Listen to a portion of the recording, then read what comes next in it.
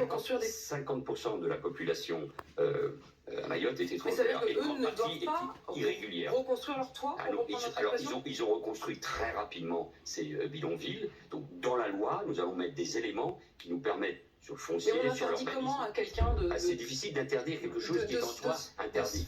De se faire un toit avec les tôles qui trouvent. C'est pour ça, Pauline de Malherbe, c'est une très bonne question, que les choses ne sont pas aussi faciles en claquant des doigts. C'est pour ça que cette loi, comme celle que je présenterai avec d'autres membres du gouvernement en mars, qui se rappellera la loi Mayotte debout, pour reprendre l'expression du Premier ministre, de François Bayrou, qui est une loi programme pour reconstruire, parce qu'il faut bien évidemment que le visage de Mayotte change totalement. C'est dans cette loi-là qu'il y aura la question du droit du sol. Il y aura des aspects d'immigration, de sécurité, de développement économique et de développement éducatif essentiellement. Le droit du sol, c'est une réforme constitutionnelle.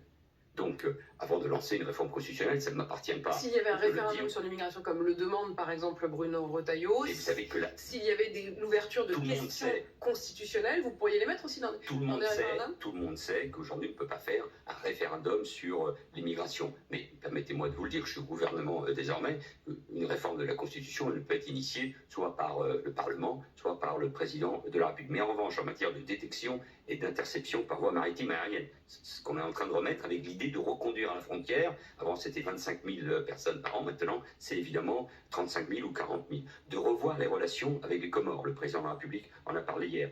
De lutter davantage contre les passeurs et la traite d'êtres humains. Et puis, il y a deux sujets, qui est la reconnaissance frauduleuse de paternité, qui est un élément très lourd, avec beaucoup d'argent, frauduleux bien sûr. C'est un trafic de paternité. C'est un trafic de paternité, ce sont des milliers et des milliers d'euros et ça concerne beaucoup de monde. Et puis on peut agir sur la durée de résidence régulière des parents, sur l'accès des enfants à la nationalité française, ça avait déjà été fait. Donc les critères du droit du sol que vous évoquiez, ils peuvent être durcis. Sur ces sujets-là, nous pouvons agir assez vite.